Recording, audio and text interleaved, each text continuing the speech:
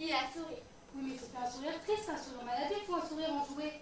Il faut savoir s'il a souri franchement, comme quelqu'un qui apprécie ce qu'il voit, ou s'il a produit un rictus désespéré que tu auras interprété comme un sourire. C'est très différent.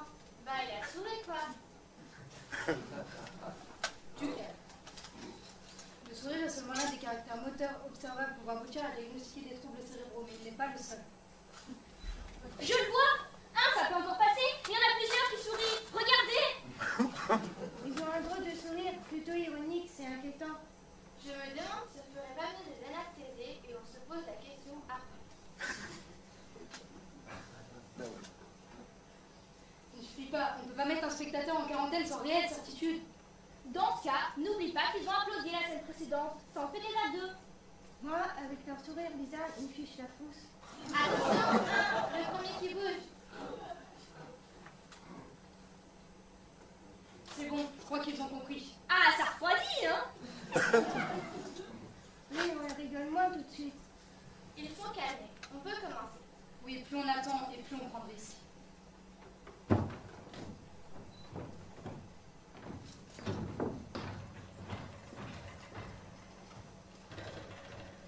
Mesdames et messieurs, bonsoir et bienvenue à bord de cette galère. Nous sommes vos accompagnateurs et allons essayer de vous mener à bon port. C'est-à-dire en bon état jusqu'à la fin de la pièce.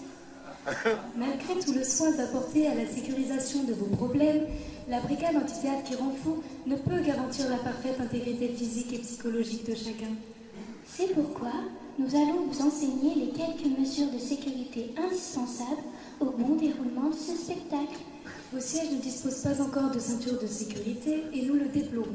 Il n'est donc pas obligatoire de vous attacher.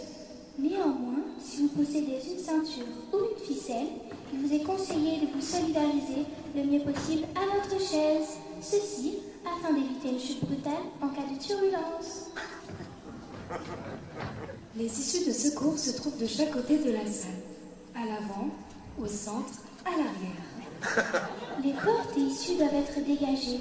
Nous prions les personnes âgées, les personnes à mobilité réduite, ainsi que les personnes en surpoids, de laisser le passage libre à ces issues. Nous vous rappelons que ce spectacle est non-fumeur. Il est strictement interdit de fumer dans la salle ainsi que dans les toilettes, même si le spectacle vous exaspère. Si vous êtes pris de vomissements, des sacs doivent être mis à votre disposition sous les fauteuils. Inutile de vérifier, il ne s'y trouve pas, la production n'ayant pas les moyens de fournir les accessoires. Faites comme vous pouvez en évitant de gêner les acteurs. De même, en cas de malaise plus important, un masque à oxygène devrait se trouver à côté des sacs. Il n'y s'y trouvera pas davantage que ce dernier, pour la même raison que précédemment.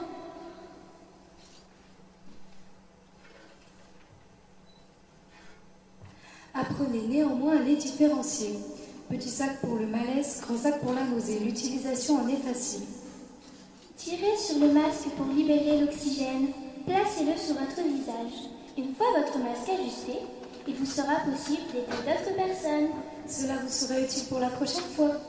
Car nous ne baissons pas les bras et projetons de faire un théâtre au thon, afin d'équiper vos salles des appareils de secours indispensables à votre confort. La sécurité passive. On vous a distribué à l'entrée, en même temps que le programme, un petit formulaire que vous allez devoir remplir. Et pas de rouspétance, on vous surveille. Alors prenez votre programme à la page de pied soumettre. Prenez un crayon, un stylo, du rouge à lèvres, n'importe quoi qui puisse écrire. La troupe, n'ayant pas les moyens de fournir les accessoires, nous vous laissons l'entière liberté du procédé d'écriture. Et le premier qui copie sur son voisin passe au piquet au fond de la salle. Vous ne pourrez pas dire qu'on ne vous a pas prévenu. Vous refusez le questionnaire et vous montrent tout à fait le droit. Ils peuvent sortir, nous poussons l'honnêteté jusqu'à les rembourser. Moi, les frais de dossier, les frais liés à la sécurité et les droits d'auteur que ce dernier n'entend pas perdre. Vous devrez juste la maudite somme de 16,35 €, comme quoi il vous sera délivré une dédicace de l'auteur et du metteur en scène. Bien, passons à l'acte, ainsi que le préambule que vous avez eu le temps de lire avant le bébé du riz. Et inscrivez directement vos noms et prénoms. Si vous en gardez encore le souvenir, car les effets de la pièce ne se font parfois pas attendre. S'il est déjà trop tard, pas de panique, on est là pour vous soigner. En attendant, vous pouvez toujours écrire censé tout de même être un peu inventif. À la dernière représentation, on a eu 9 Georges Clooney et 7 Adriana Carambeu.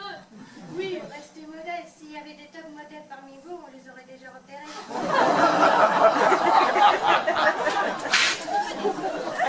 Oui, n'importe quoi, c'est juste pour les statistiques. Et les statistiques, comme chacun sait, c'est de la blague.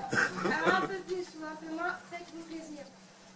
Profession, ça c'est moins rigolo. Vu le nombre de chômeurs effectifs potentiels.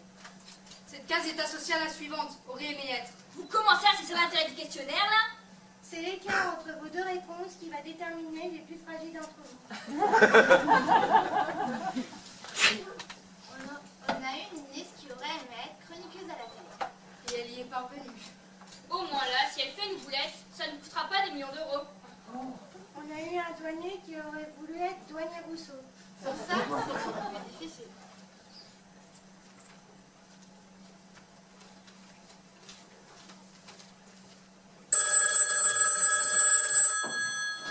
Bonjour, brigade antithéâtre, Turin-Fou, j'écoute, que se passe-t-il? Alors, Un accident de la route en Vélib, un patient est gravement blessé. Pas de souci, on vous prépare ça rapidement. oh le pauvre, heureusement qu'on est là. Ce n'est pas notre première fonction. Dépêchez-vous, on n'a pas que ça à faire non plus.